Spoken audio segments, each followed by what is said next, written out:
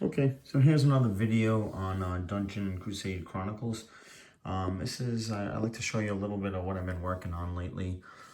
Calling this version 3.0. It's it's pretty different than the original videos that I've showed, but it's still got the same key concept. So the biggest introduction of the new 3.0 Chronicles version is the introduction of modules where you can plug in certain things to the game depending on how complex and how long you want the game. The game right now is running at about 60 to 90 minutes, but with all the modules, which I really enjoy, you're looking at about a 2-hour experience, which is still extremely shorter than Thunder Crusade that can run quite a few hours. Okay, so basically in the encounter phase, if you've been watching the other videos, the original version, you'd roll these 3 encounter dice, and then you'd roll a minion die. The newest improvement or addition to 3.0 is the introduction of what we're calling it the Doom track, but that might change. Basically, what that is it's an addition of an 8-sided die. There is variations of difficulty going from, you can roll a D3, a D4, a D6, a D8, D10, D12, depending on how hard you want the game to be. D8 seems to be, and it looks like it's probably going to be the standard version. So basically, in addition to rolling your 3 encounter dice and your minion die, you'll be rolling this Doom tracker die. And basically how it works is, for now, I'm just putting the Doom track right over here.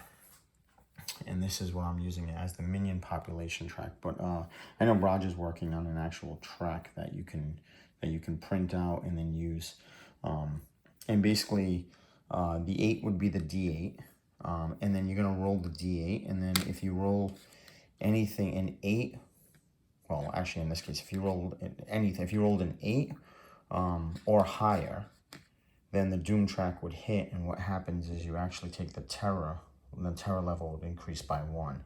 So if you roll anything less than an 8, nothing would happen in that round.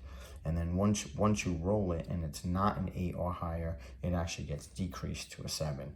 And then the next round, in addition to rolling all the encounter dice and everything, you roll this again. And if this is anything less than now a 7 or an 8, nothing would happen, and you would decrease it again. And you do this every round. So every round you're rolling this in addition. And basically, if you just look at the Doom track and it keeps decreasing. Once the Doom track hits, let's say it's on 5, right? And you roll a 5, then once again, the terror level would increase. And then this is basically just a nice counter, kind of pushing the game, so you can't just sit around fighting and leveling up. Okay, so that's the Doom track, and that's the Doom track with the Doom die. That's one of the modules. Not a module, but an added thing that I've added to 3.0 is the throttling of your hero. So your hero just can't upgrade to level 2, level 3 quickly. He has to actually cross these levels.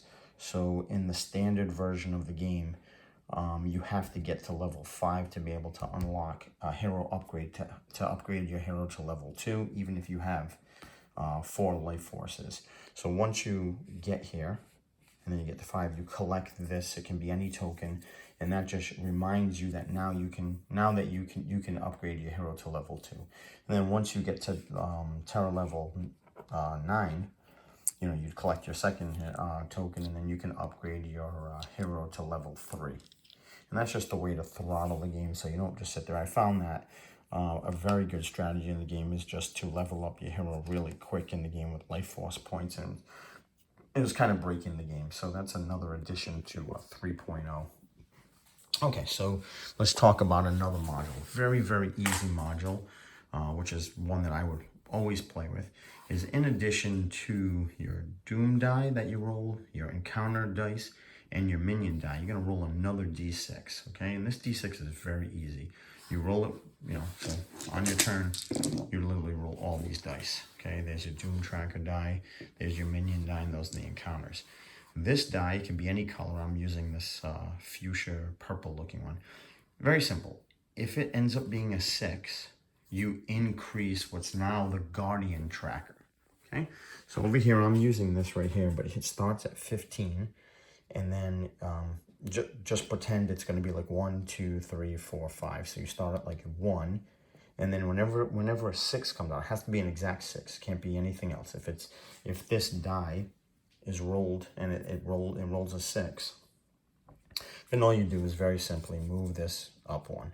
Once it immediately hits this, so in this case, let's say it's 1, you would actually have to have the 6 come up 1, 2, 3, 4. So on the 4th roll of the game, you're going to spawn a Guardian. This is in addition to Banevic, and you're gonna draw a Guardian the same level as Mahiliak's level at the time of the spawn. So most of the times he's actually at 11. I don't think this has been spawned while he's a level 2. Usually he's a level 3. But for some reason, if you had really bad luck and you rolled a 6 4 times in a row to start the game, then he's probably a level 1, and you would spawn in a Guardian into the game. The Guardians work very similar to a Dungeon Crusade base game. So that's another module, the Guardian Spawn module is what I'm calling it right now. All right, in addition to that, another module, which once again, I would definitely use this module every game. This is basically a module to introduce mining to the game, which is a huge part of Dungeon Crusade. So as you'll notice, we now have all this. He's our mining dog. You're also going to add the pickaxe to the merchant offering in the beginning of the game, so it's still $200 just like the base game. So you set that aside. You have to buy the pickaxe. All this is basically with Mahiliak, the whole journey, the whole mission. And how it works is on this board, and this board's changed too. We're not using Castles of Blackwood just because it's an expansion. So, but everybody has the Ancient Ruins one.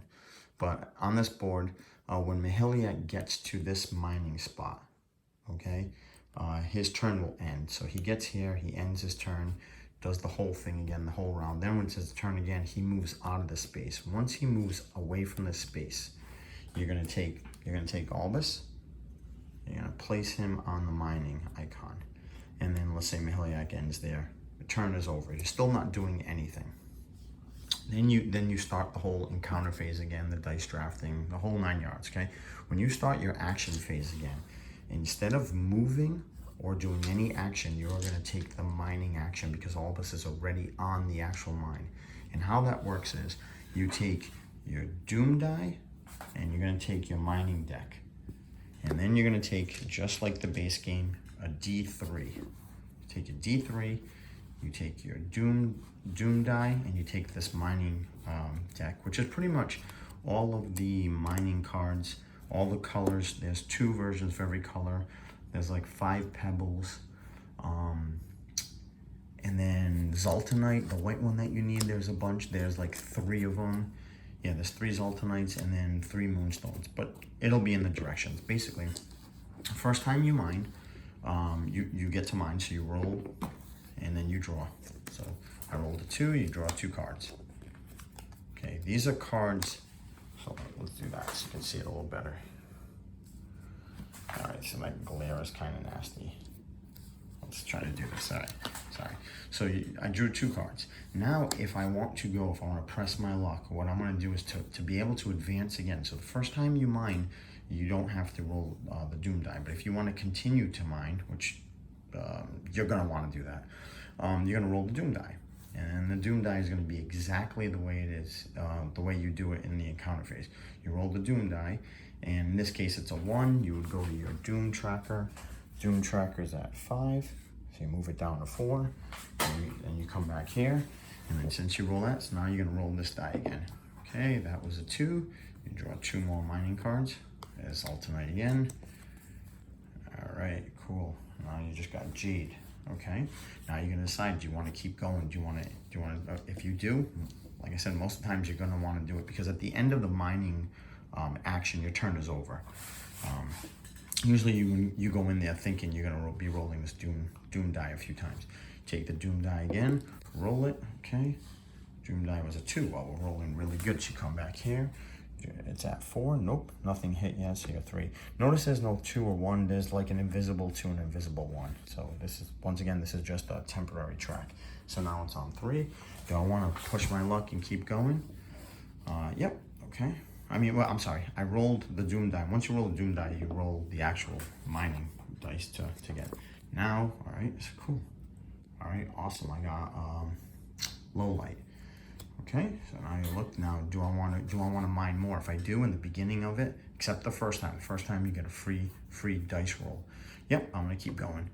Roll the 1. Wow, this is like absurd. So now I rolled the 1. The Doom track goes down to 2. Pretend that's a 2. And then you go here, you roll 3. So 1. Pebbles, that's useless. There's jade, nice.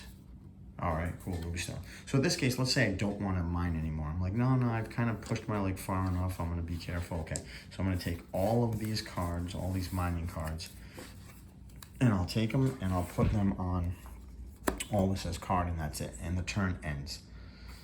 Now, I could have, and this is a free action, anytime I can convert these gems into the actual mining cards itself, like these cards that you're probably used to, okay?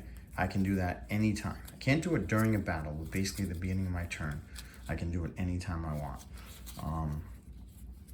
And then that's pretty much the whole mining portion of it. Let's say I converted, if I had enough, I would convert that into some kind of gem. Let's say I was able to convert it into this. Then I'd have this gem. I don't have to put it into a weapon if I don't want to. Yeah, I can just convert it. And let's say I'm done.